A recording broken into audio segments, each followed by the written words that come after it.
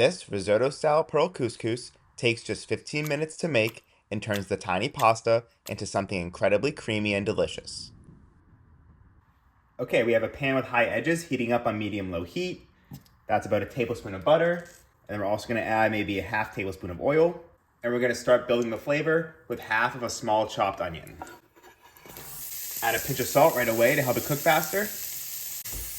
Just give it a mix, start coating it with the oil. And we're just gonna cook these for about 3 to 4 minutes until they're fairly soft. And then we're gonna start toasting the couscous right in this pan. And since we are cooking the couscous risotto style, you also wanna make sure you have a small pot of water heating up. And to that water, I'm gonna add a teaspoon of salt. But we're not gonna end up adding all this water to the couscous. Onions cooked for about 4 minutes. It's looking nice and soft, but not too golden. And now I'm gonna add 3/4 cup of the pearl couscous. And basically this is a tiny pasta, but toasting it in the oil and the onions just gives it a little bit extra flavor. Same thing you would do for risotto. Okay, it's not gonna look a whole lot different, but you'll know it's done toasting when you can smell it, because it smells like each piece has been coated in brown butter. Okay, and now we're gonna add 1 ladle of water just to deglaze to start.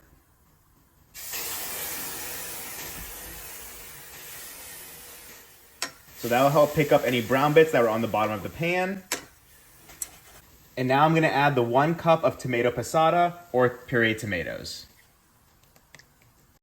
Mix that in.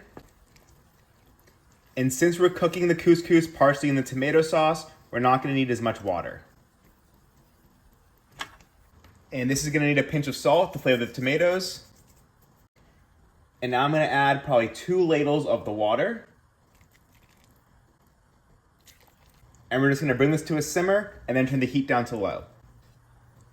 And once all the liquid has been added, this really shouldn't take any more than 8 minutes. Since the couscous is so small, it cooks very quickly, and we don't want it to get too soft. So we're probably gonna start tasting it around the 6-minute mark. And we also might need to add more water in a few minutes. And I'm also gonna add a little sprig of basil for a little extra flavor. And we're just gonna keep an eye on it, stirring it every minute or so. Okay, it's starting to bubble, so I'm gonna turn the heat all the way down to low. Give it one more stir. All right, so we're probably at the halfway point. As you can see, a good amount of liquid has already been absorbed. So I'm gonna add maybe 1 more or 1.5 more ladles of the water. And that's probably gonna be enough. So you'll just have to eyeball the exact amount of water. If it's starting to look thick, but the pasta isn't cooked yet, just add a little bit more. And I'm just gonna test a couple to see where they're at. Still a little bit hard to be considered al dente, but probably just 1 to 2 more minutes. All right, it's cooked for about 8 minutes. It's still obviously pretty saucy, but we're gonna add a couple more things that will help thicken it up. So first, another half tablespoon of butter. One of the most underrated combinations is tomato sauce with butter. And just like the start, this is also how you would finish a risotto. So that's mostly mixed in. And now I'm gonna add probably about a few tablespoons of grated Pecorino cheese. You could also use Parmesan if that's what you prefer.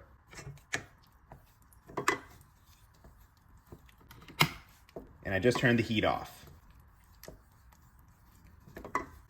So just keep stirring. In about 1 more minute, it will be done. And if you want, you can toss it in the pan like this. Okay, and this is the exact texture we're going for. If you slide the spoon through it, it kind of stays, but the pasta is still pretty al dente. All right, pour it onto a nice plate.